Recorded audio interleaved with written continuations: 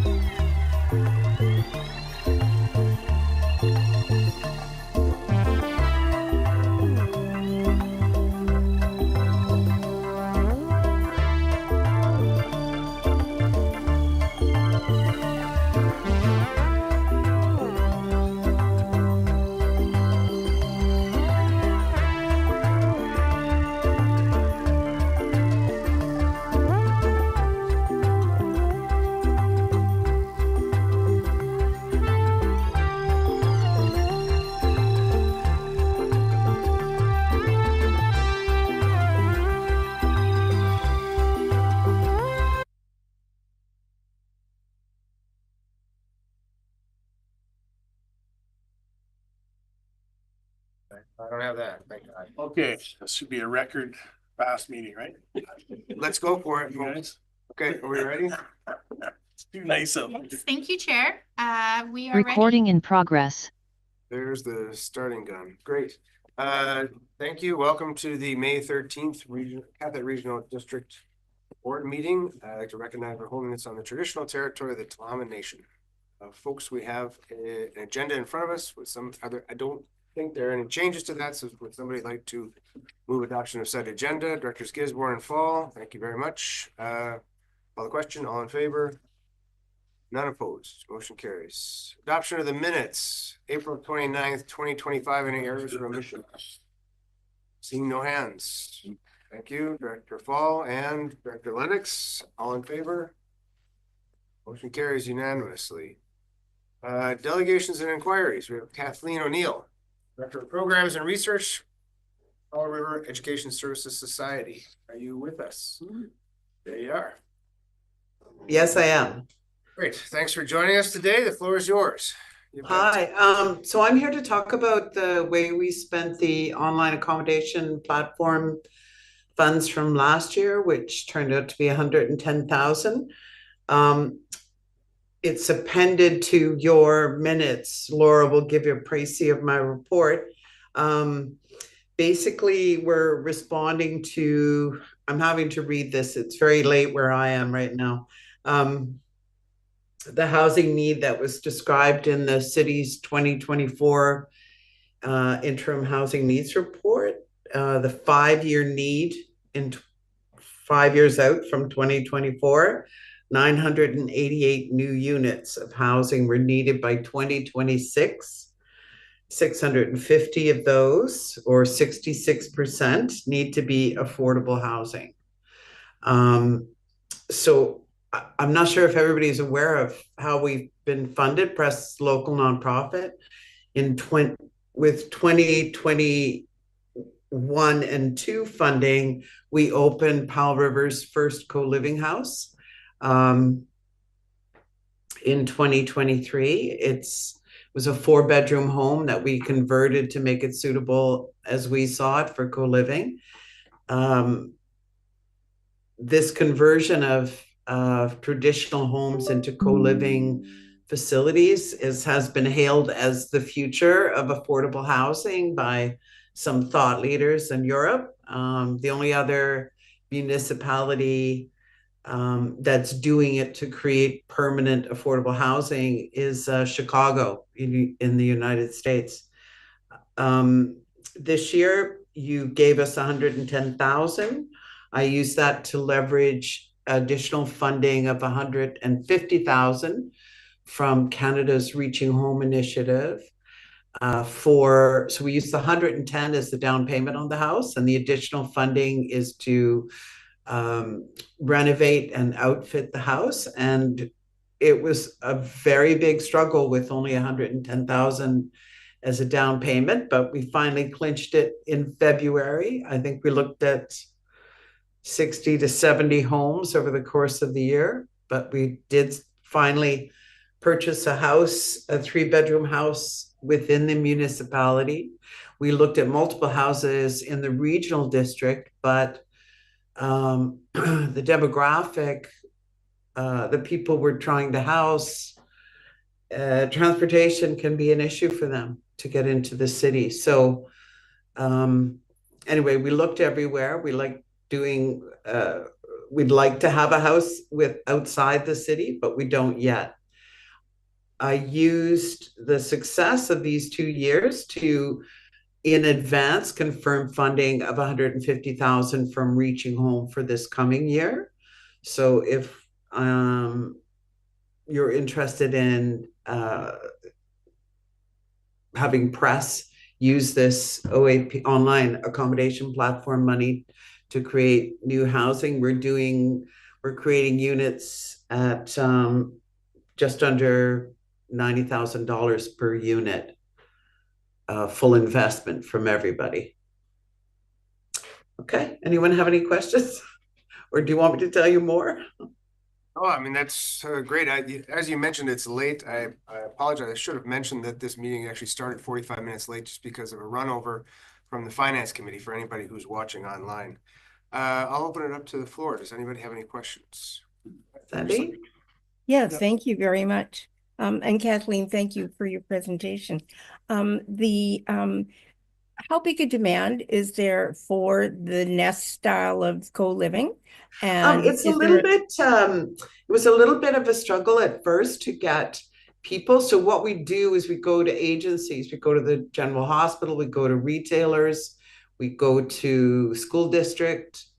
I'll be making in the summer a presentation, Chamber of Commerce, where this is money that we see as kind of recovery funding for impacts of tourism on housing.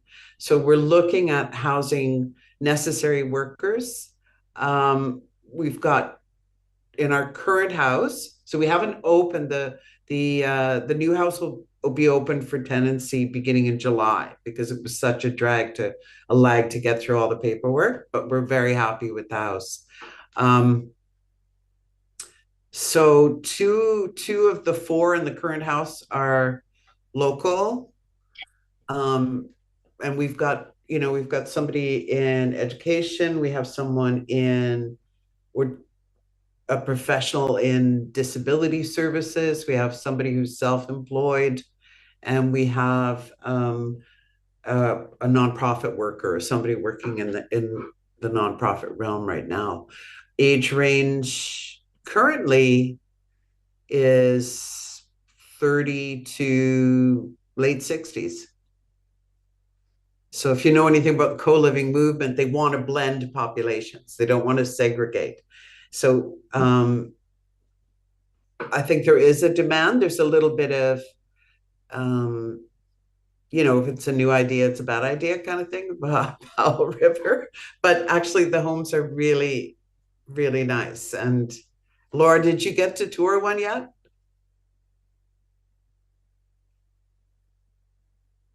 Your mic's off. This isn't really the normal protocol. It's usually You speak. Oh, I'm sorry. through the chair. I'm so sorry. To ask the question. So we usually don't have you pull in members of staff to join us in the conversation. But if you've finished answering Director McCormick's question, I know Director Southcott has one. And have I finished your question? I have a follow-up, Chair. Yes. Okay, so the MRDT funds are provided through the hospitality industry as a room tax. And the goal of providing those funds is that there will be additional housing available to workers in the hospitality industry. So my question is behind that, are you trying to get hospitality workers into the housing units? Okay, no, we're not, because my understanding was this was essential workers for community, the larger community. No one had ever said that to me. Okay, thank you. Your Southcott. Thank you, Chair. I have co-living, like a lot of experience behind me. I've lived in it in more than one form, and was an investor more recently in a project that didn't quite succeed. So I'm really interested in what press has been doing over the past few years. the general attitude is to maximize funds, or the intention, I think, is to maximize funds for particularly local government, leveraging other funding. Now, I see that you've done that last year, and you got 150,000 last year. Yes. You're expecting it to get another 150. Yes. Okay, thank you. So my first question, I mean, this kind of resembles the model that was employed many decades ago, starting, I think, in the 70s, which basically is the community land trust model. If I understand that the ownership of these houses is in the hands of, these houses are owned now by Press, is that correct? Yes, in the sense that we've assumed the risk and made some additional investment ourselves. That was never clarified. Originally, it was just create housing, and we went very quickly into this because of the urgency of housing. I would love to somehow alter this from a rental situation to some kind of structure in which people in the homes could be holding part of that asset too. So there's just nothing to rent out there. So that's what we've been trying to address. Get that, if I may. But the principle of the community land trust model principle is to remove the speculative factor that then preserves preserves the ability of renters to or people who are contributing.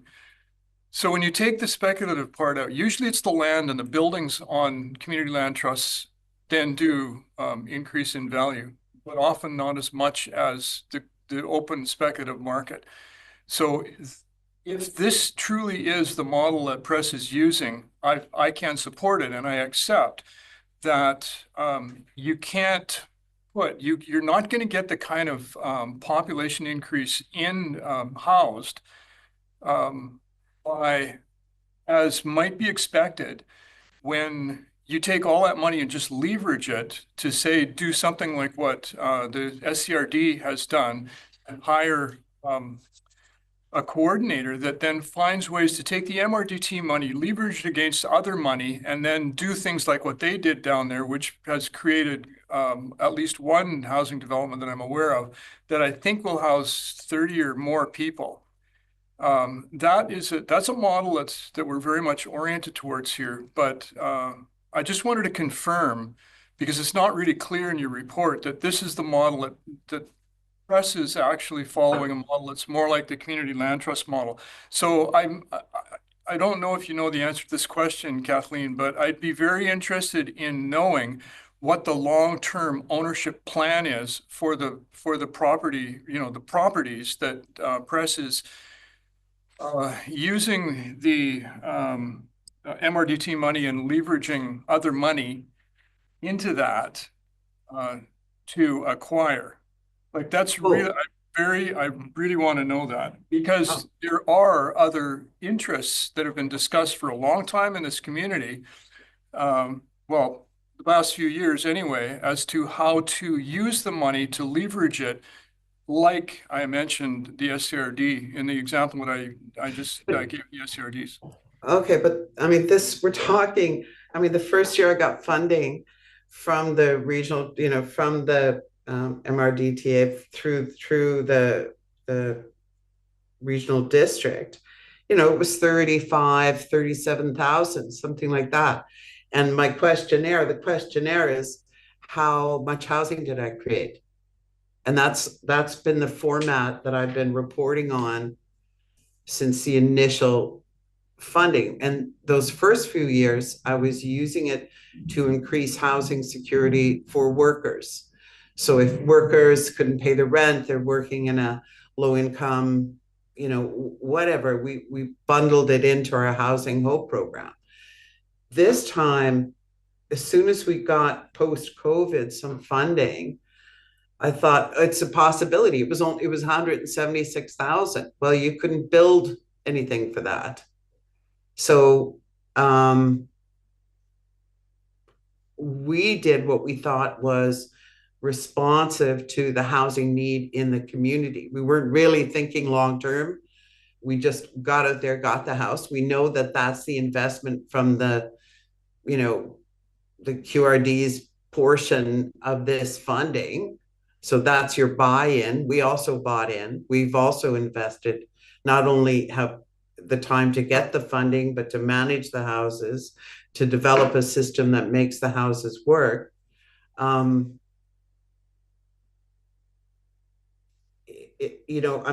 telling you, the statistics are 650 new units by next year that should be affordable. So for us, it was just a question of urgency and wanting to create some housing that worked. And I'm very sorry that I broke with protocol. It's late, and I've been working since 2:00 in the morning, your time, where I am. So Laura, as far as I know, has toured one of the houses, has talked to the people, Laura Rodden, who are in the first house, and that has been populated for, I think, 18 months, and it's working. We're not making any money at it. We bundle everything together and we estimate what things will cost. It's a really expensive type of housing to insure. But I think it creates decent housing for local working people. And to go back to Sandy, I always understood this to be funding to create housing for workers who were essential to the community, because this was housing that had been lost to the tourist industry. That's where that funding was come from. And if you want that mandate changed, I don't have a problem with that. It was completely took me by surprise. And folks, we're gone past our time. Okay, sorry. Any other questions? I'm usually the one that asks that. Sorry. Yeah, you just need to talk less. Yeah. So, I mean, I see hands up from directors Elliott and McCormick. If you could be quick, that'd be awesome, because we have time. Okay, so just I see that you've done with the money what you said you would do, and that's all good. One of my concerns has to do with how do people who are in need of the type of housing or interested in the type of the housing that you provide get access. It appears to be a bit of a restricted ability to get into one of your homes or your spaces. And I understand it's rental. And so quick question, how much rent do people pay for one of these units? And then they pay, and then just a minute, my turn still. And then once you've told me that, just quickly, how does somebody who's interested in being in a space like this get access to application? Okay, we have it's also a lifestyle. It's not just that we can house everybody. People are in quite close proximity. The rent is $750 a month, everything included. There's an application process on our website. We advertise on the local housing markets, the rental markets on Facebook whenever there's a vacancy. We have a vacancy coming up. Great, thank you. Director McCormick. You're on mute. Sorry. I was only referring to the MRDT portion of your funding. I know you have funding from other sources as well. But it's the MRDT funds that it's my understanding of them. And I will do some research and clarify that.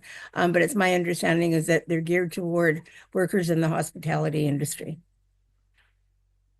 Because that's where the funding comes from, is the hospitality industry.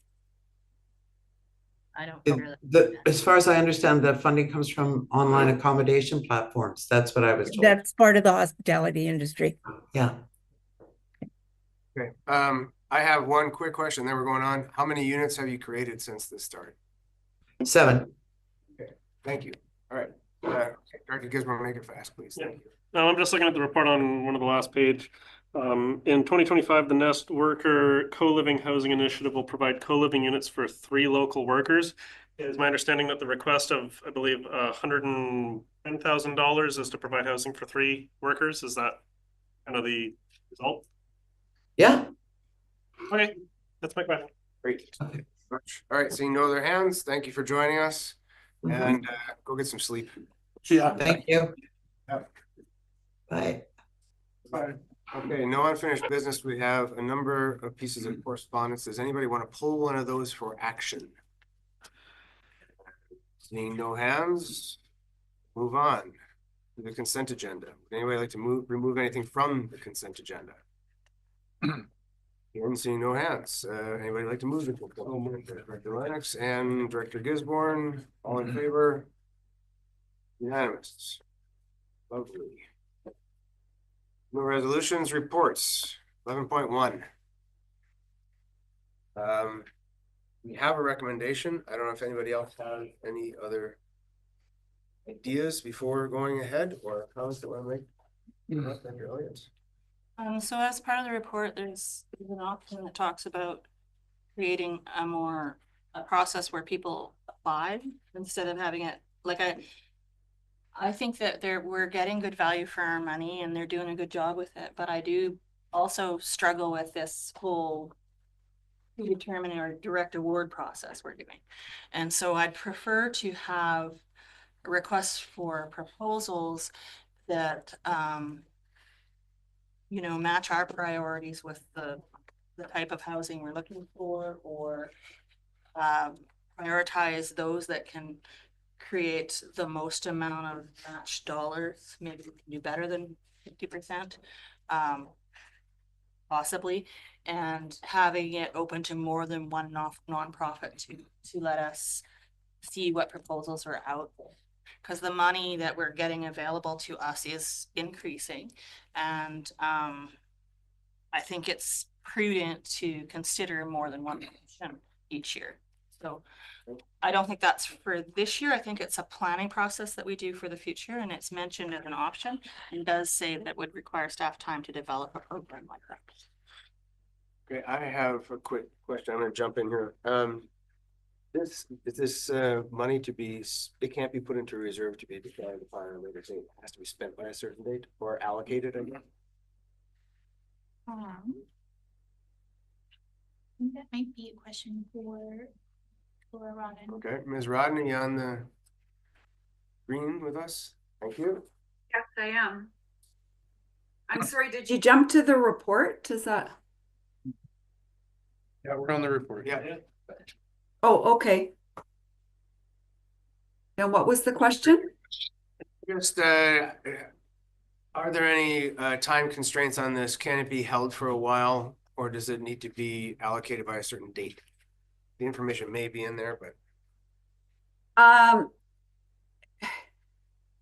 The time sensitivity was if there's support for continuing with supporting the Nest Co-Living Housing Initiative.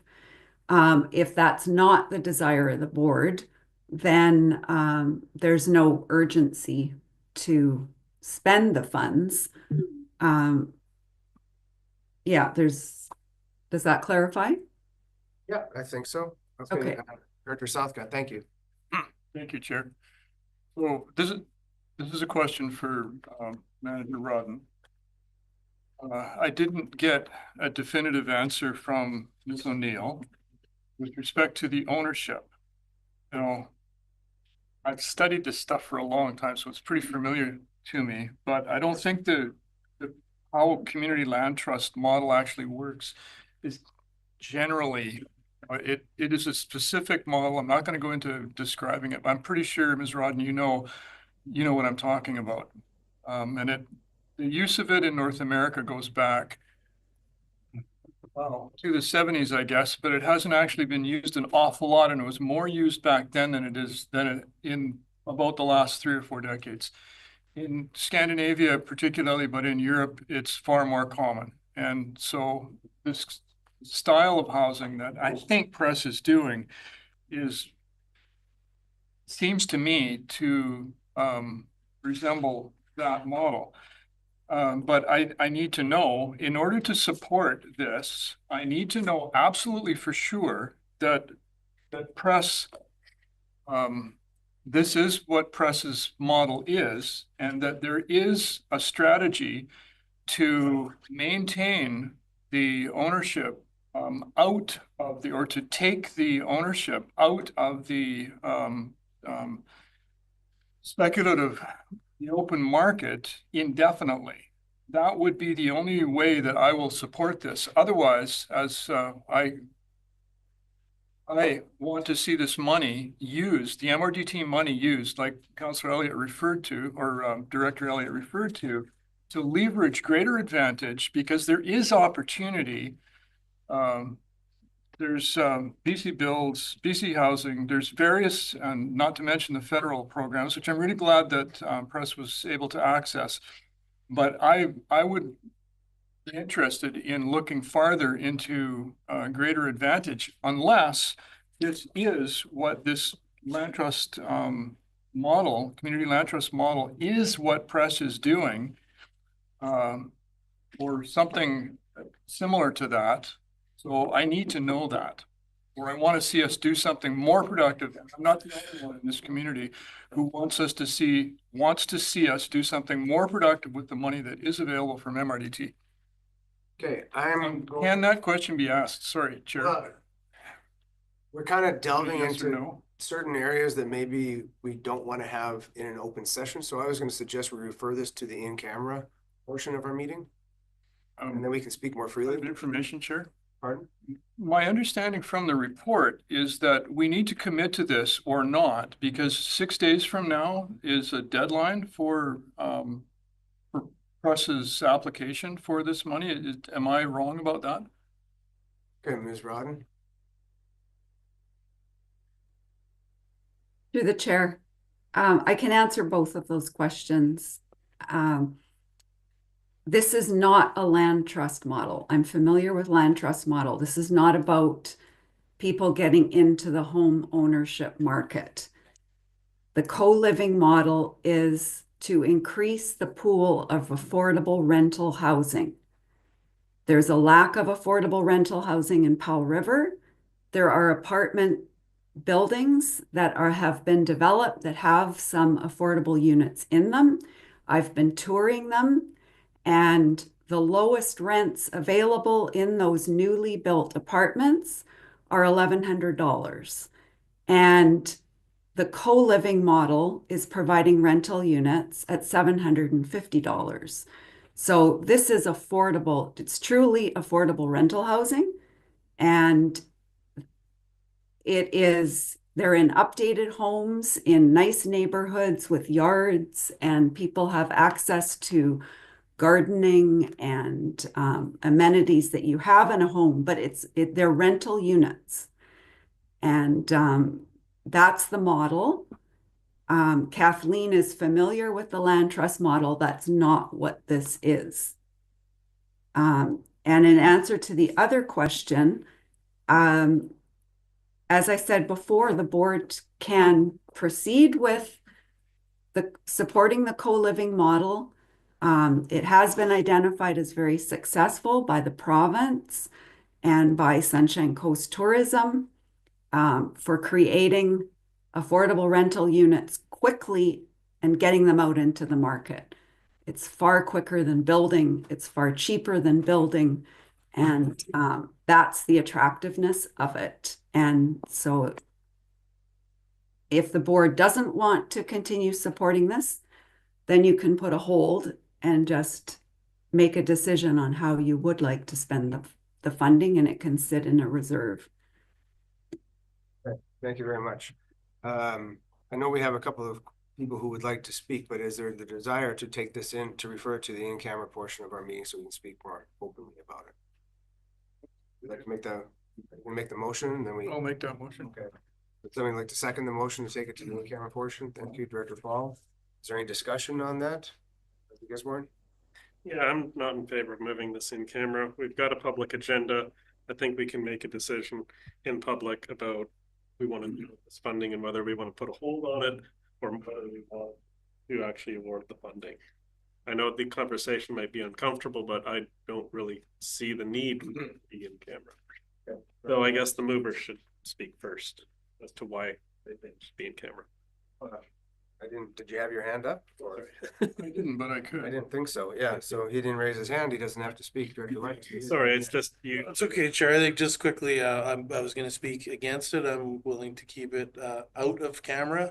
This is taxpayers' money. We're openly talking about the subject. I don't see any reason to. Okay. Really? I'm not opposed to going in camera, but I haven't really seen a legitimate reason just for this one. We're not talking about a specific person or a specific negotiation or a specific program.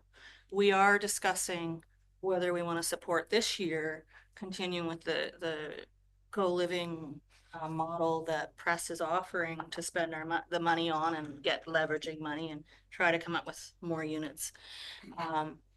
And whether we support that or don't support that. And it's already in the open agenda as the question and the options. My desire would be to make that decision as a board and also discuss moving forward, doing pre-planning for next year's money. Should we decide to move forward with this year, we might want to do something different next year, or we may decide not to move forward this year, in which case we still need to do some work about what to do next year, and maybe we can include this as seed funding for a program next year. I wouldn't exclude Press and their model from applying to anything that we would do. My desire was to see us expand the access to other nonprofits that might have ideas that might leverage our dollars even more, but we don't know that because we haven't expanded. And so I don't see that as being an in-camera conversation. Okay. But if there is something specific that someone can come up with that does need to be in camera, I'd be okay with that. I just haven't heard it yet. Yeah. Hopefully you'll be able to hear me. Through the chair, if you are going to remain in the open meeting, then I would recommend and strongly encourage you to stay germane to what's on the agenda. And that doesn't mean talking about other options. The only options would be that are in the agenda. I think Ms. Rodden has clarified that it is not time sensitive unless you want to support awarding the funding. And so you can stick to just the conversation around the agenda topic today. If you stay in the open. If you want to go in camera, there would be some other things that you could speak about, but obviously if you want to try to get an answer as to why to go in camera right now, you might as well stay in the open because you just told everybody why you're going in camera. The other point is this. Stick to the topic, and then after that, done. Today would not be the day to discuss other options, because what could be discussed in camera would not be allowed to be talked at. So I would suggest you make your decision to stick to going in camera or not. If it's to stay in the open, just stick to the topic and then let everything else unfold at a subsequent meeting. Okay, so, sorry, yeah. And just, I don't think that the decision would be made about what was in here. It would just be to receive some potentially different information in addition. But I think wasn't. Okay, I would be inclined to, I guess, call the question, maybe vote it down, and then if somebody's prepared to make a motion around this particular issue today, then we can move forward with it. Director Griswold, I see your hand is up. Yeah. One of the reasons why I asked, why should this be in camera, is you might have noticed that quite often during our meetings, I read out a motion before we go in camera under section 91. Now, if I'm going to read out a motion that says, let's go in camera for X, Y, or Z, I want to know what I'm going to read out. Is it labor relations? Is it service provision? Like, that's why I asked the question is, why would we go in camera under which section? So that way, if it's like, oh, it's contract contract negotiations or labor relations, then I might go, I actually understand maybe why we're doing this. Otherwise, we could run into the issue of we move in camera, but we don't read out the appropriate section. We go into the in camera and we say, we didn't actually read out the correct line. And I do know of another local government that did that. They had to go back into the open session, read out the correct provision, and then go back into in camera. So We understand. I want to know why, like what section under the Local Government Act would be, or Community Charter would be going in camera for this item. So that's what I'm lost. Go ahead. Likely section 91. E and K, which are The acquisition and physical creation of all the improvement. And oh,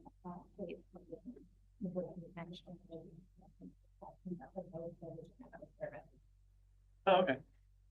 I think the CAO has given us a way out. It doesn't sound like there's a lot of enthusiasm for an in-camera discussion at this point.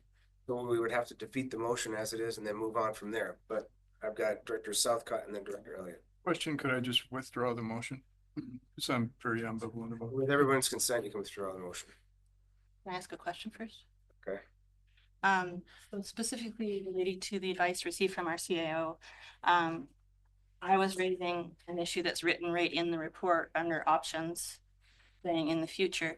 So I'm thinking we couldn't make a decision about that, which is what your advice is, but we could decide to not support the current plan. And then in a future agenda somewhere, whether it be in camera or not, we would discuss those specific options. Right. Is that the process you're suggesting? I believe so, yeah. I think that would make sense for today. It keeps it very tight, very controlled. We just say we're not interested in this one at this point, and we're going to look into other options. So, Director Southcott, you're asking to, you'd like to withdraw the motion? Yes. We have unanimous consent around the table. Okay, so now it's open. And Director Elliott, did you have a motion or? Well, I could move the motion that's in the package, and then we can see if it passes or doesn't pass. The one that is the recommendation that's in the package, or the option one? I was going to read the recommendation in the package, and then if the board decides not to pass, we could go with it. Option. But Are you making that motion? yes. Do we have a seconder for that? Director McCormick has seconded that. Any discussion? Director Griswold? Sir, no, okay, Director Elliott had a hand up, so. Thank you. So I think that I am okay with supporting a project this year with MRDT funding, but yes, I would like to make a subsequent motion after this to make sure that we put it, that our intention is to do a different program next year or in the future. I don't think holding the money back in reserves helps our housing situation right now. And getting organized to do what I think we should be doing, which is opening it up, could be work we do over the next year. And so I think I'm okay with this motion for now, and then we would have another motion to make it clear that we're trying to develop a program in the future, which we would do at a future. Okay, Director Griswold?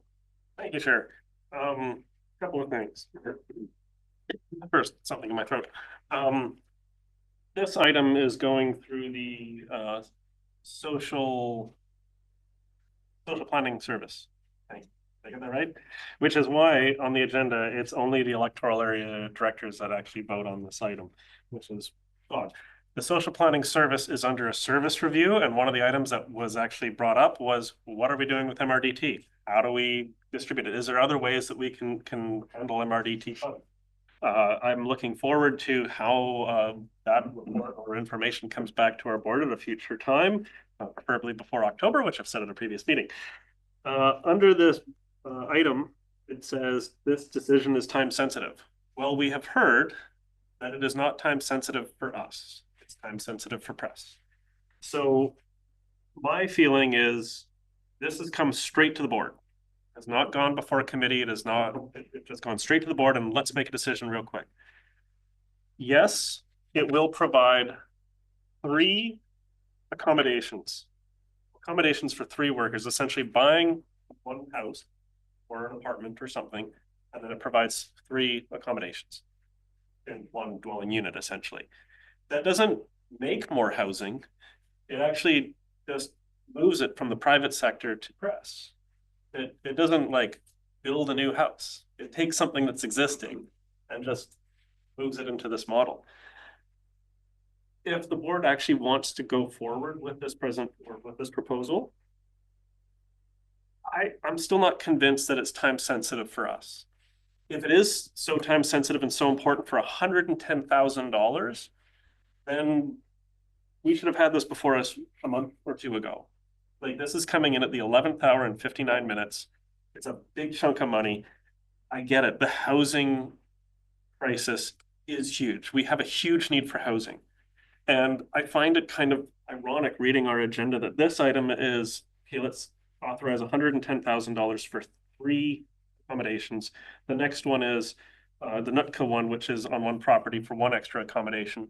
And meanwhile, I'm smashing my head against the wall going, let's change our zoning bylaws to allow accessory dwelling units. I've been saying this for years and it's not going anywhere. Sorry if I'm sounding irritable, I am. So I think we can do better with $110,000 that we're getting in for MRDT, like every year, for a service that we don't even really have a clear idea of what we're doing with that service. So I'm waiting to hear what everyone else has to say, but I'd be happy to refer this to committee of the whole in 2 weeks. If we actually do want to go this route, but it's not time sensitive for us, and we can kick this to a committee and actually properly discuss it, because boards for debate, committees for discussion. Thank you, Chair. Director Fall. I'm going to support the motion for 2 reasons. And I think we need to be really careful here. And I want to separate long-term versus short-term. I entirely agree. Over time, the MRDT funding has gone up. I think it was 40,000 the first year, if I remember.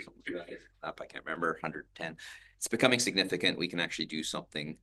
And I think over the long term, I sense there's a support around the table, me included, that we need to really think carefully about how this money gets used. And that's longer term. So I totally think we should maybe follow up as a subsequent motion, as Director Elliott has said, set in motion. And this does 2 things. That would set in motion a process, a plan that we seem to be supporting, of looking at least at alternative options and figuring out what else can be done with this funding. And we learn as we go with that process. And it also sends a signal, though, and this is the other important part, to press, because that would send a signal to the press that they either need to be competitive for that money, if that's the approach we go, or expectation that the money might not be there, that you know, if we pass this motion, they can't guarantee, you know, they can't have an expectation that next year it'll be there, because by then hopefully we'll have a plan and we'll figure things out with it. So that would be in place, and we'll know, and whether we put it in reserves and so on, we start that discussion. But the other part's the short term. If we vote this down right now, my concern is it's pulling the rug out from under press, who's tried to get this funding. They got in the staff report, the press has a proven track record of developing and managing. Now that's maybe only 3 houses, but it's going from market housing to affordable housing, affordable for workers.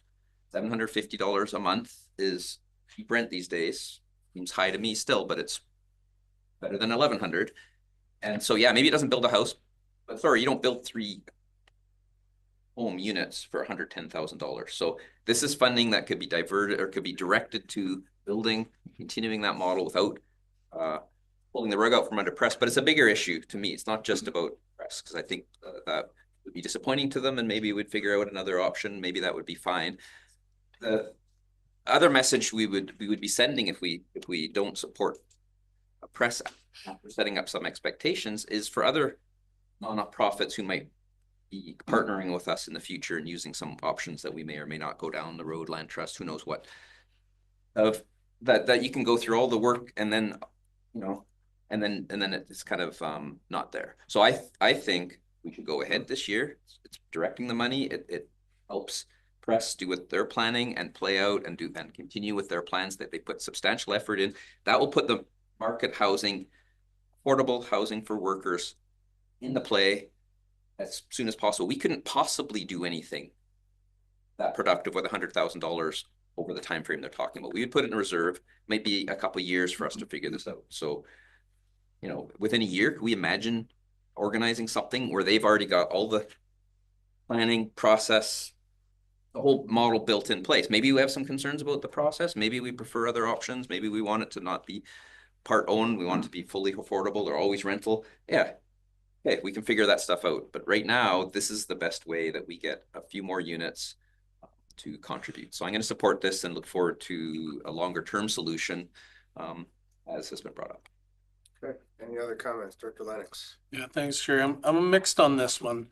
$110,000, you know, first of all, Press does a good job with the money. That's not what this is about for me.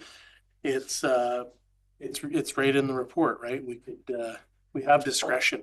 I think, I appreciate what Director Falls said about, we probably couldn't pull off 3 units for 110 grand within a year.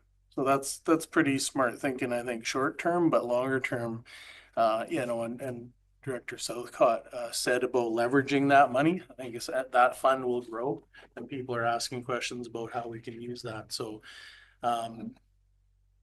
you know, we can look at it a bunch of different ways. You can have the 3 spots, or you could subsidize people's rent and actually affect 50 or 100 people. So again, I know that's other options, but I'm prepared to hear from the other directors. I'm sort of tending towards the get it done now, get the bang, get the housing, and then look towards the future. Okay, Director McCormick had her hand up. Yes, thank you, Chair. I support the recommendation. I think Press has done everything that they were expected to do. They're delivering on the housing. It's obviously not happening as fast as some people would like. But I agree that a review should be done. And I'd like that review to encompass whether or not there's any relationship between the hospitality industry through the room tax that is providing these funds and the actual designation of space for hospitality workers. So I'd love to get some clarity about that. But I support the recommendation. I support it coming back perhaps in the winter when we have enough time to look at options and consider, you know, what else is out there. So those are my thoughts, Chair. Thanks. Thank you. I think we've gone around this quite a bit. Director Elliott? So I hadn't noticed that the city doesn't get to vote on MRDTs, and I just wanted to ask, maybe through the chair to staff, does the MRDT funds come from both the city and the areas, and why would we be in a category where city directors could not, or municipal directors would not participate in that decision? Go ahead. Going to answer the first. Oh, okay. Ms. Rodden? Through the chair, I can answer Director Elliott's question. It's a good one. Yeah, the MRDT tax is collected from online accommodation bookings throughout the regional district, including the city of Powell River.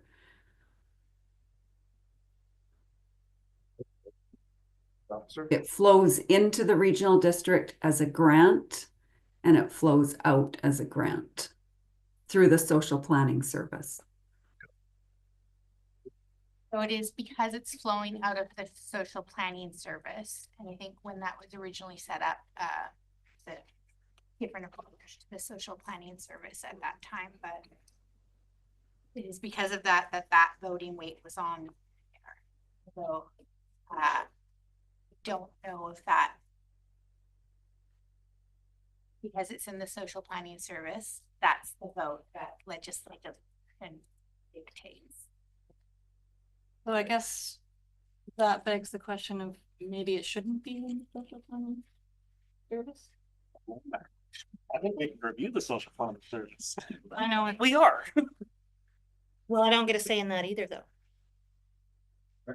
So, you want to speak? Yeah. Yes, I do. Okay, go ahead. I may, please. Go ahead. Seems really unfair, is all I'm saying.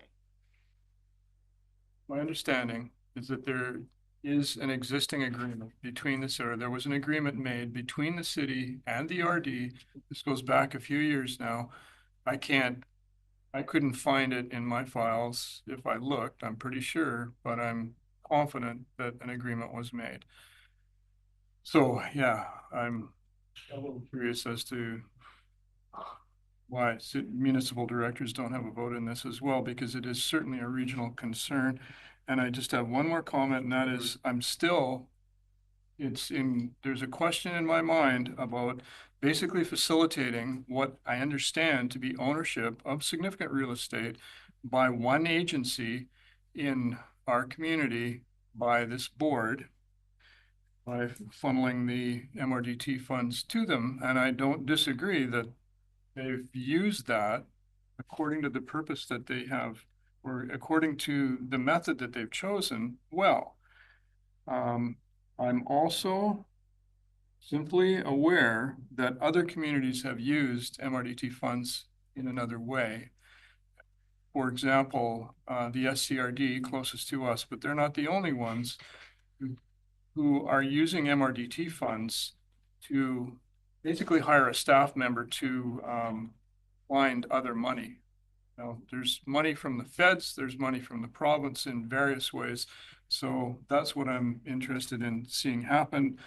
But I'm okay with not having a vote on this particular item because I'm a little uncomfortable about voting anyway. Thank you. So I'm going to call the question. Director Gisborne, yep. Thank you, Chair.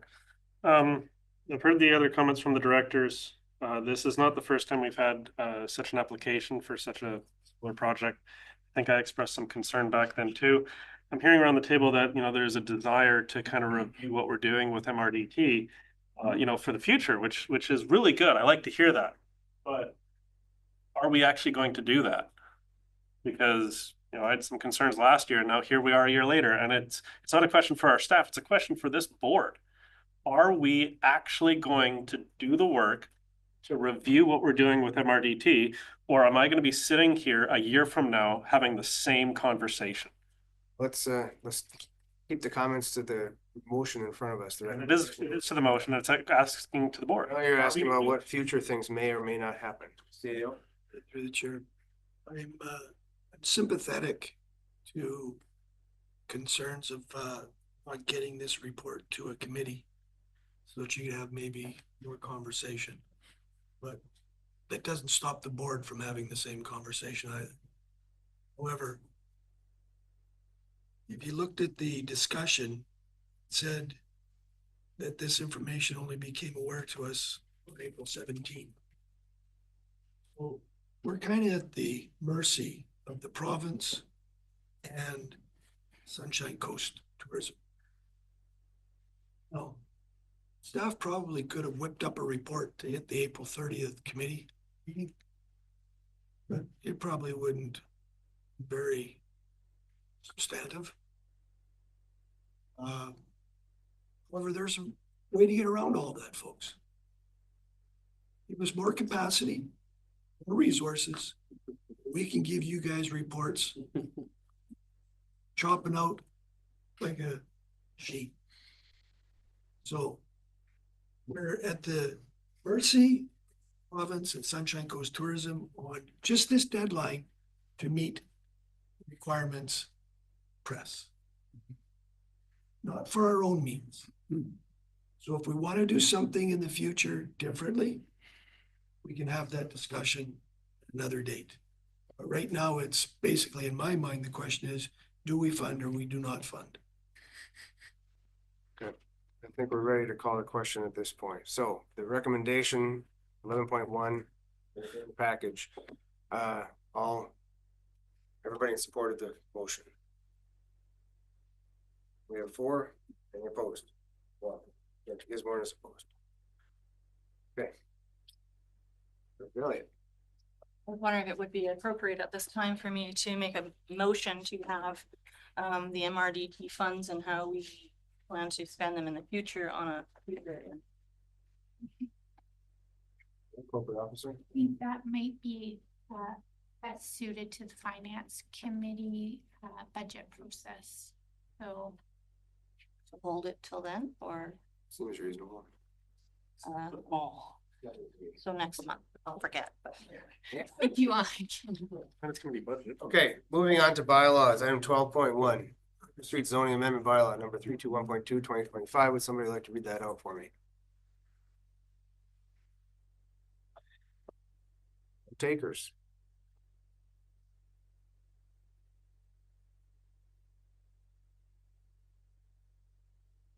On to new business. Director McCormick has her hand. Director McCormick, you have your hand up? Yes, I can read it if that's what you'd like. Thank you. That the board give third reading of Nootka Street zoning amendment bylaw number 321.2, 2025. We get a seconder. Lennox, thank you very much. Any discussion? Dr. Gisborne. Thank you, Chair. I guess I've kind of flipped and flopped on my thoughts on this more than shoes of the same name. And reason is I kind of see it from both sides. On one, Nootka Street zoning bylaw restricts the number of dwelling units. It's a controversial bylaw. It was brought in by referendum in 1999. It was updated when the area BOCP was updated, but it was updated for minimum parcel size. It was not updated to recognize accessory dwelling units. I very much support the official community plan, which supports accessory dwelling units. However, the zoning bylaw does not. So what we have before us is an application to allow an accessory dwelling unit, and this bylaw would also put a limitation on the size of the accessory dwelling unit. Now, the reason why I haven't supported this bylaw amendment, I said why I support it, but the reason why I don't support it is we have heard from the applicant that they constructed the accessory dwelling unit in full knowledge that it was not compliant with the Nootka Street zoning bylaw. After enforcement was brought into effect, they then put in the application to change the Nootka Street zoning bylaw for their property. That sets a really bad precedent if we go ahead and approve it, because that shows to everyone else, Myrtle Pond, Traff Road, Nootka Street, those are the 3 Area B zoning bylaw areas, that, hey, if you don't comply with our zoning bylaw, just apply, we'll change it. Don't worry about it. That to me is not good governance. That's not a good way to handle these kind of things. That has a bit of a challenge. Now, the other interesting thing about the Nootka Street zoning bylaw is it is essentially one zone. Every parcel falls under the same rules and regulations. There is not, multifamily, single family, commercial, like it is just one dwelling per hectare or one dwelling per parcel throughout the entire area. And the purpose of the Nootka Street zoning bylaw is to ensure consistency throughout the area. That's why I've actually been opposed to this, is because one, it's asking for forgiveness rather than permission, knowing full well that they weren't in compliance. And then it makes it inconsistent in the Nootka Street zoning area. And I have heard from people up there that are concerned about that. And of course, the thing I always tend to hear is, well, if they get their accessory dwelling unit, why don't I? That's one of the reasons why I brought forward a new Nootka Street zoning bylaw, amending bylaw, which is a 0.3, which is sitting on the edge of someone's desk somewhere, that will at some point come before the assembly and hopefully have the support of both the board and the community. But that would ensure consistency throughout the area. So that's why I'm really torn on this. I support the area BOCP. I support accessory dwelling units in the area. But this individual application kind of goes against the purpose of the bylaw. And it's really only one unit. And it's giving forgiveness after they've knowingly violated the bylaw. Seeing no other hands right now, I'm gonna just make a comment that's been said in previous meetings, that this individual came to us, jumped through all of the hoops that were necessary, paid the fees to have this done. And I think at this point, especially there was no, and Ms. Rodden can correct me, there was no negative public comments about the application.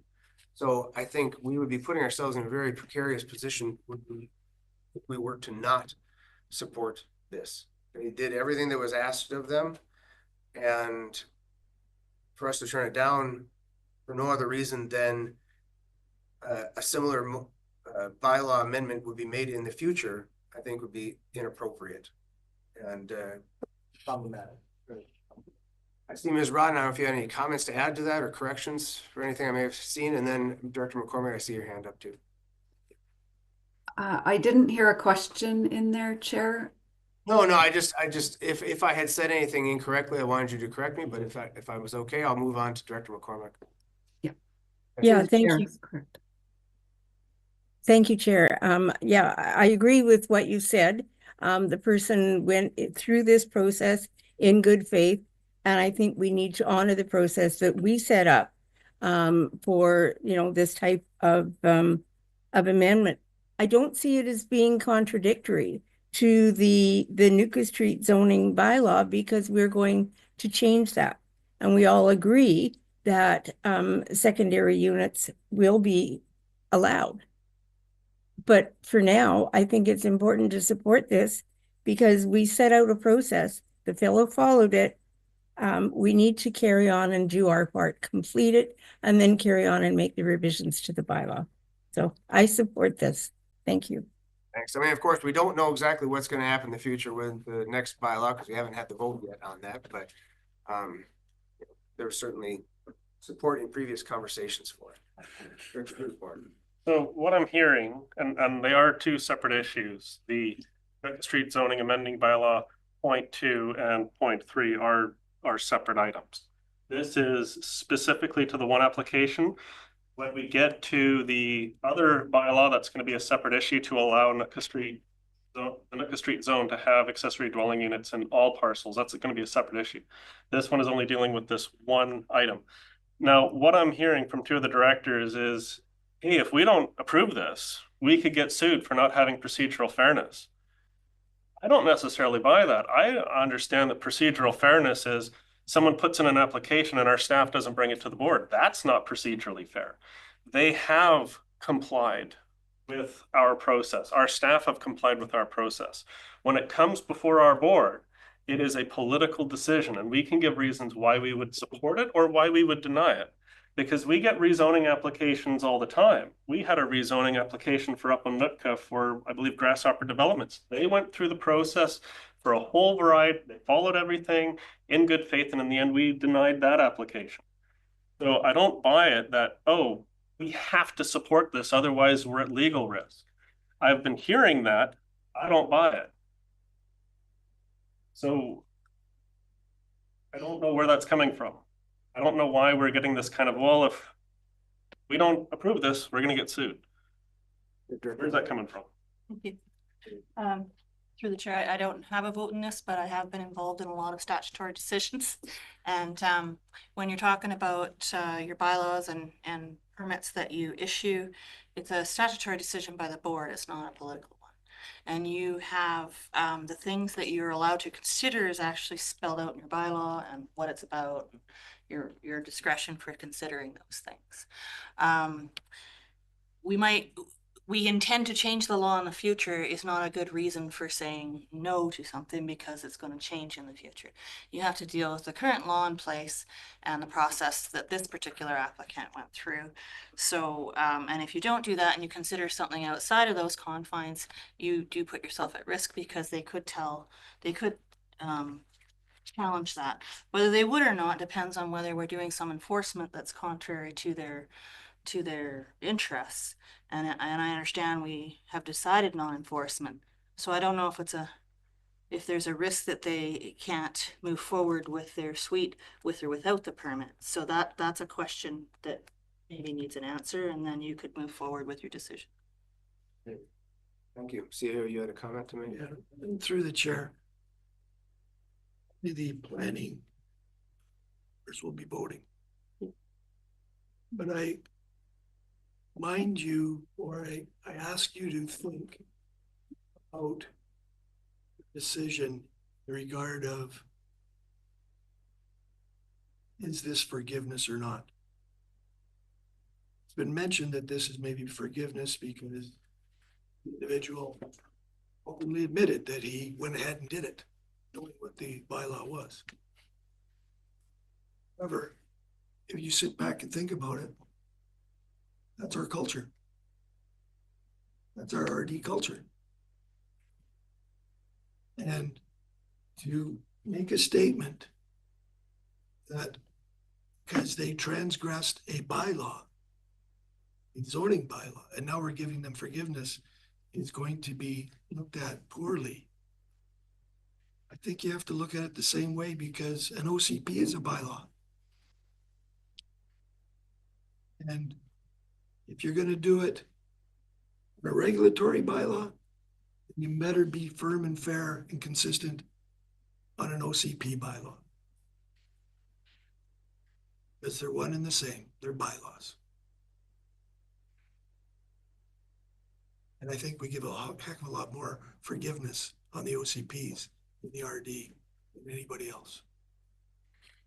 Okay, just last comment here, I think Director McCormick mentioned it, that in good faith, I think we have a resident that has gone through everything they need to do. We can't consider what we may do in the future. We have it placed in front of us right now. And we've discussed this numerous times at different levels. So I think it's just time to call the question on it. So we have are we going to get the third reading of the new zoning amendment bylaws? All in favor? We have unanimous, perfect. And we have one more part. You'd like to read that, Director McCormick? On mute. You're on mute. You're on mute. We can't hear you. You're on mute. Darn, sorry. That the board adopt Newcastle Street zoning amendment bylaw number 321.2 2025. Okay, Director, seconded by Director Lennox. Again, any discussion? Director Gisborne? Very last. One of my concerns I'm hearing around the table is, well, we're going to change the bylaw for everyone else, so why not just go ahead and do this? That's not fair to the community up there. If we approve this, it might be seen as, okay, well, we're going to approve everyone else up there. If the other bylaw comes back and the public say, no, we don't want to allow accessory dwelling units, and what we end up having in the end, the zoning bylaw where one property gets the ADU and no one else does. And that's actually what we're going to get right after we adopt this motion. I don't think that's fair. Seeing no other hands, I'll call the question. All in favor? Any opposed? Director Gisborne opposed. Motion carries. New business, none. Question period, Director, Mr. Belinsky. Questions today? I wish I was a director, Chair. Thank you very much. I don't have any. I don't have any questions. I don't have any questions today. Thank you for the opportunity. Very much. I wish to read the motion to go in camera. You'll run in the next. I'll move that the board move in camera, the meeting be closed to the public on the grounds that the subject matter to be considered relates to matters covered by the community charter under section 91C, labor relations or other employee relations, and then the consideration of whether a board meeting should be closed under provision of this subsection or subsection 2. Seconded by Director Lennox. Any discussion? None. All in favor? Motion carries unanimous. Thank you. We're going in camera.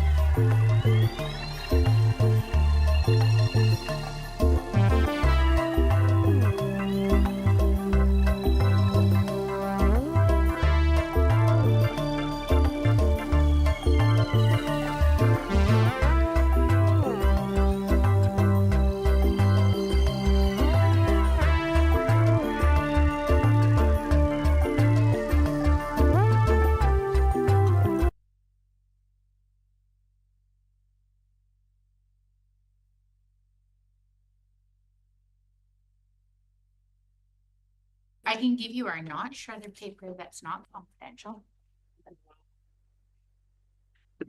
Shredded. Recording in progress. Okay, we are back from the in-camera session. We have two items to rise and report on. Number one, the board approved the 2025 amended Texada Island Airport lease format that replaces the termination on notice clause, Article 10.1 with an early termination clause and revises Article 7.2 policies of insurance and Article 10.6 ownership of improvements at termination, and item 2, board directed staff to extend expired or expiring leases to May 31st, 2025 to coordinate lease renewals on June 1st, 2025. And with that, we've reached the end of our agenda, so we are adjourned. Thanks everybody for joining us. Tell. And See you tomorrow. any, Yes, Andy. I can